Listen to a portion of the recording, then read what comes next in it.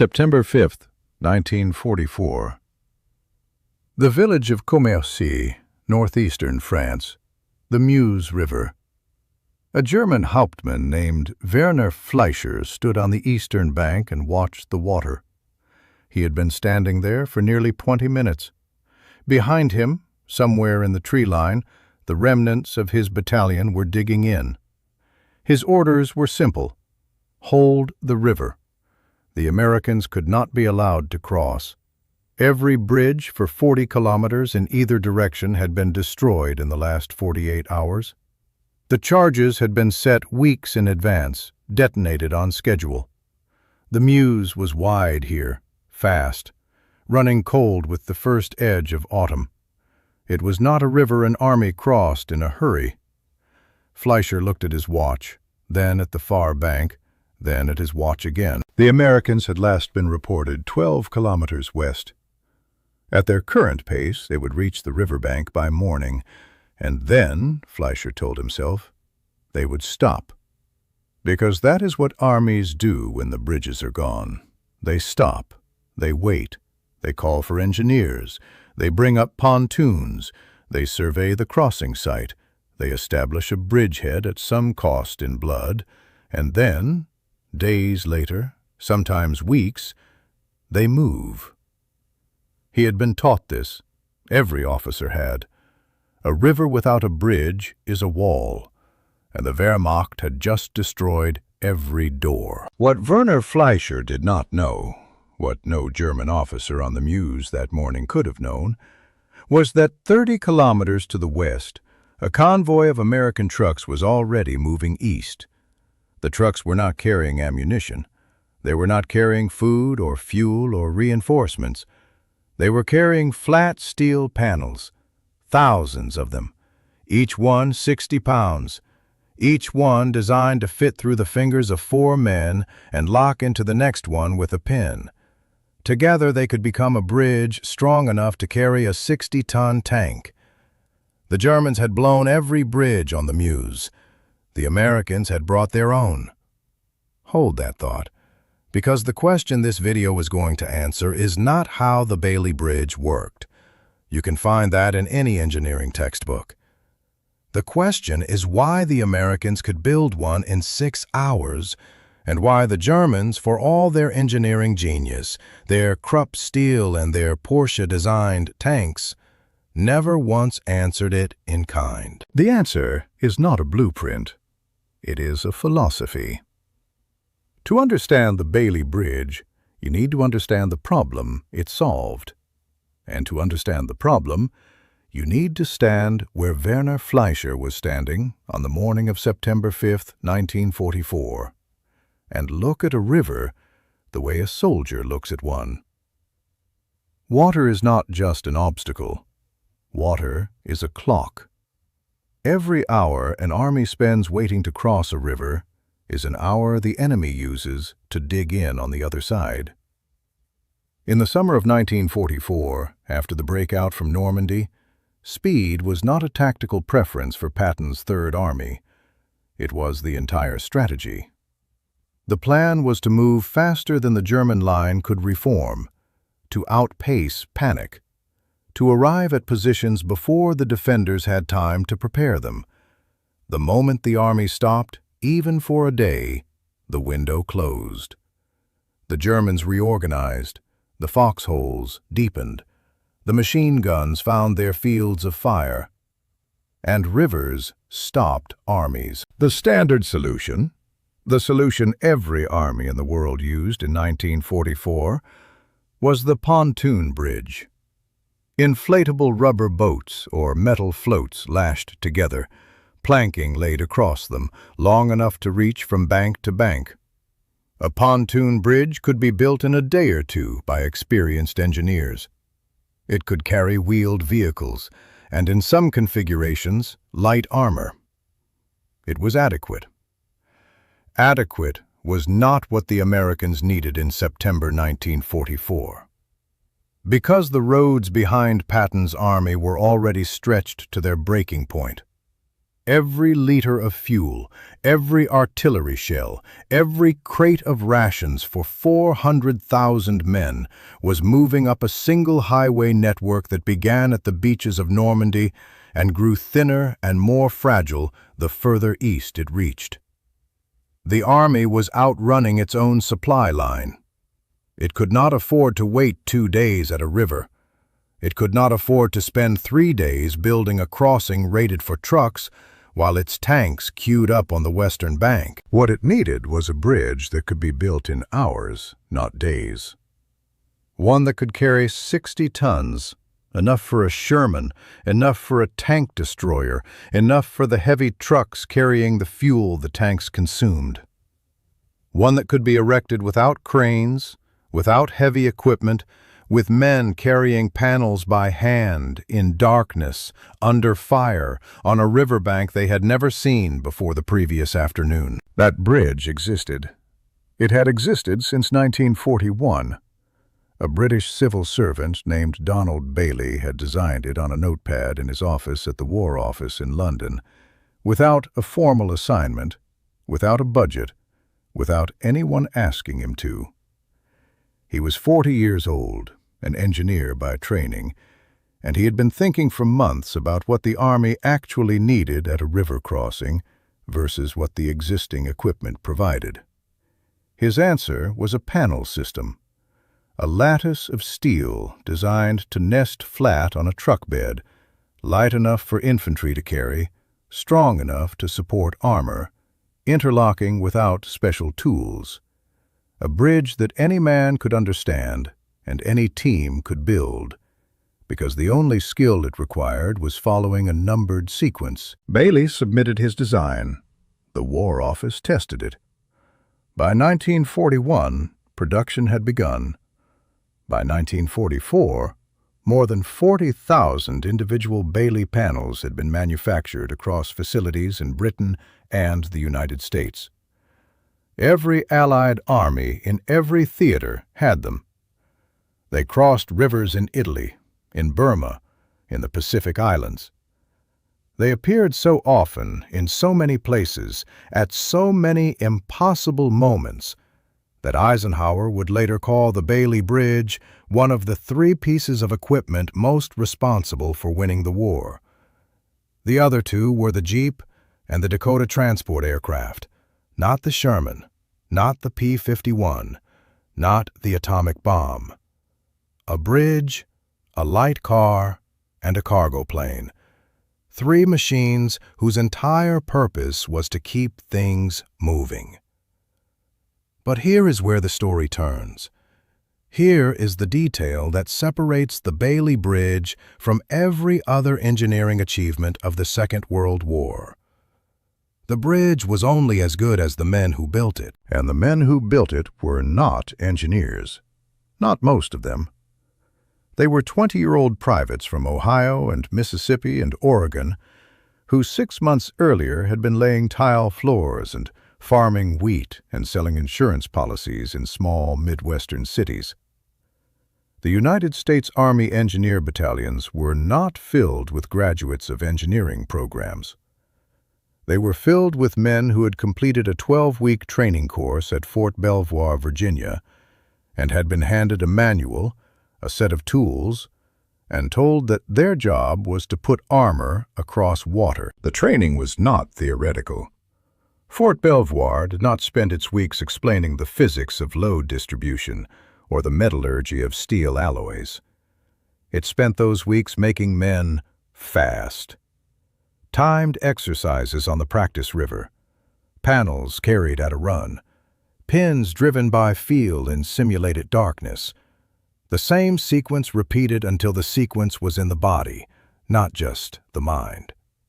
Until a man could complete his part of the bridge without conscious thought, which meant he could complete it while being shelled, while wet, while exhausted, while the man next to him had just been hit and the span still needed to reach the far bank.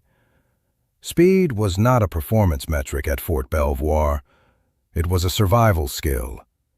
Because a bridge under construction is a target. A partial bridge, half-built, men clustered on it in the open, is an invitation.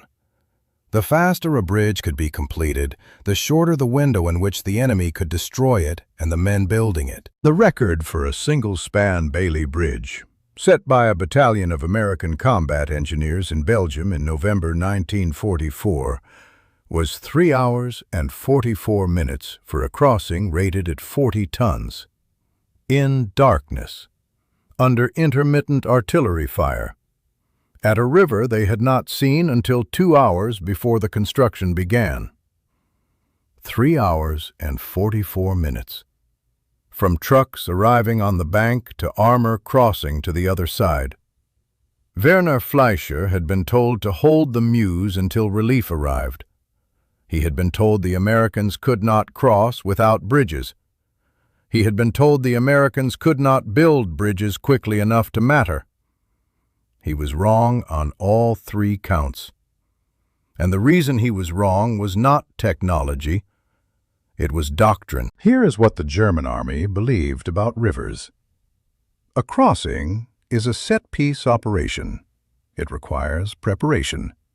It requires surveying the site, selecting the crossing point, establishing fire support to cover the engineers, bringing up specialized equipment, and coordinating the effort through a command chain that ensures every element moves in sequence. It requires officers to make decisions, NCOs to supervise, and enlisted men to execute the plan those officers have developed.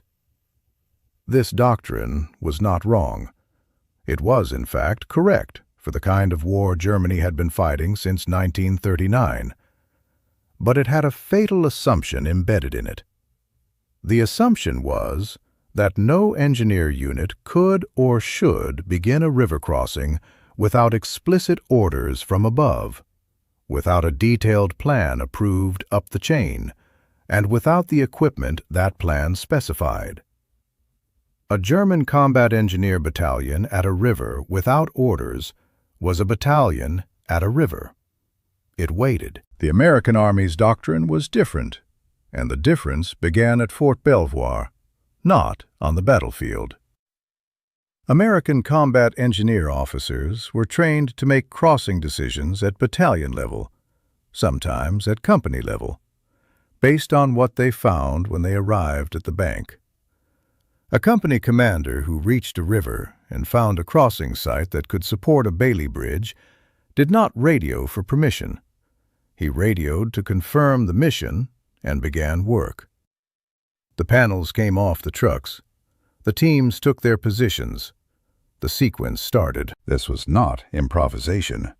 It was trained initiative. The same principle that led Fort Benning to create officers out of shoe salesmen. The same principle that put a phone box on the back of a Sherman so a private could talk to a tank commander. The entire American military system was built around the idea that the man closest to the problem was the man best positioned to solve it. The chain of command existed to support that man, not to constrain him. The Germans understood this after a fashion. Their captured after-action reports from the autumn of 1944 note, with something between admiration and disbelief, that American engineer units seemed to construct crossings without waiting for higher authorization. One report, filed by Army Group B in October 1944, described an American river crossing completed before the German defensive line had finished withdrawing to its new positions. The engineers had arrived, assessed, and built before the defenders knew the site was being used. The report concluded that American engineer units operated with what it called unacceptable independence from the tactical situation. The officer who wrote that sentence meant it as a criticism. He had no way of knowing he had just described the system's most lethal feature. The moment when all of this came together, when the Bailey Bridge and the men who built it and the doctrine that unleashed them collided with the last coherent German defensive line, was not on the Meuse in September. It was 4 months later, in the frozen dark of January 1945, on the Our River in Luxembourg. The Battle of the Bulge had peaked and broken. By late December, the German offensive had consumed its fuel, lost its armor to attrition and American artillery, and was bleeding out against positions it could not take. Now the Americans were pushing back. First Army was driving east. The Ore River was the next obstacle, and behind it, the Siegfried Line, the last fixed German defensive works before the Rhine. The German plan was simple: destroy every bridge over the Ore, force the Americans to build crossings under fire, use the time that bought to reinforce the Siegfried positions, hold until spring. On the night of January 28, 1945, the 51st Engineer Combat Battalion arrived at the Ur near the village of Vianden, Luxembourg. The temperature was 11 degrees Fahrenheit. The river was running ice. The western bank offered almost no cover. The German positions on the eastern bank had direct observation across the crossing site. What happened over the next 8 hours was not in any manual. The battalion commander, Lieutenant Colonel Harvey Fraser, arrived at the bank, looked at the site, looked at the ice conditions, looked at the German positions, and made a decision that no textbook would have prescribed. He split his battalion. One company would begin the standard Bailey Bridge construction at the obvious crossing point, visible, loud, drawing German fire and attention. The other company would move 400 meters upstream, where the bank was steeper and the approach harder, and begin a second crossing there. The second crossing was intended to be the real one. The first was a distraction. This was not in his orders. His orders said to establish a crossing at Vianden. They said nothing about deception. They said nothing about a simultaneous secondary crossing at an unauthorized site. In the German army, a battalion commander who divided his force without authorization and began construction at an unapproved site risked court-martial. Fraser did not ask permission. He told his superior what he was doing in a radio message after the construction had begun. He assumed, correctly, that what mattered was the bridge on the other side of the radio call, not the one he had chosen to build. By 0400, the primary crossing was taking German fire. By 0530, the secondary crossing was complete. By dawn, infantry was crossing the Ur at a point the Germans had not fortified because no road led to it, because no survey team had selected it, because no authorization had been requested for it, because it did not exist in the German defensive plan. By midday, armor was moving east toward the Siegfried Line. The Our River crossing cost the 51st Engineer Combat Battalion 11 men killed and 23 wounded. It cost the German 26th Volksgrenadier Division their entire prepared defensive position on the eastern bank of the Ore, because the position had been designed to cover the river at the crossing site, and the crossing had happened somewhere else. Harvey Fraser was not decorated for deception. He was commended for initiative. In the American Army, those were the same thing. Werner Fleischer survived the crossing of the Meuse. His battalion was overrun before they could mount a coherent defense. He was captured in early September and spent the remainder of the war in a prisoner of war camp in Mississippi. After his release in 1946, he returned to Germany and eventually found work as a civil engineer in the reconstruction efforts that were remaking the country. In 1952, he was hired by a firm in Frankfurt that was bidding on bridge contracts for the new West German road network. At a site visit, he saw, for the first time in years, a Bailey Bridge, a permanent one, adapted for civilian use, spanning a small river south of Wiesbaden. He stood and looked at it for a long time. He said later to a colleague who had asked why he'd stopped that he had been remembering something. That when he'd been on the Meuse in September 1944, he'd been told the Americans couldn't cross, that the river would stop them, that destroying the bridges meant safety. He said the thing that had stayed with him all those years was not the bridge itself. It was the speed. The sound of trucks arriving in the dark, the sound of metal on metal, panels being pulled and locked, the sound of men working in a rhythm he did not recognize, that no army he had ever served in sounded like. As if they had done this before, as if they had been doing it their whole lives, as if the river was not an obstacle, but simply the next thing on a list they were moving through, one item at a time. He had been a soldier for 6 years. He had fought in France and Russia and North Africa before the Western Front. He thought he understood what armies sounded like. What he heard on the Meuse sounded like something else. It sounded like an army that had already decided the river didn't matter. Donald Bailey received a knighthood in 1946. He continued working as a civil engineer until his retirement. He never patented his bridge design. He had given it freely to the war effort. He died in 1985 in Bournemouth, England. He was 82 years old.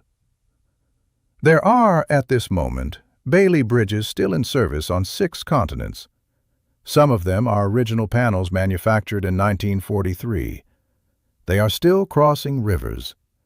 They are still carrying loads their designer calculated on a notepad in an office that no longer exists, in a city that spent the war being bombed, for an army that needed to be somewhere the river said it couldn't go. They are still saying otherwise. If you stayed with this story all the way to the end, thank you. That's over 13 minutes, and it means something. If it reached you, if the men who built in the dark on a frozen river in January deserve to be remembered, hit the like button. It's the single most effective thing you can do to help this story find the people who care about it. If you're not subscribed yet, now is the time. Hit subscribe and the bell, and you will not miss the next one. I'd love to know where you're watching from today. Leave it in the comments. And if someone in your family served in the Second World War, a grandfather, a great-uncle, anyone who came back and never talked about it, or who didn't come back at all, tell us about them. These stories survive because people like you keep passing them forward. Thank you.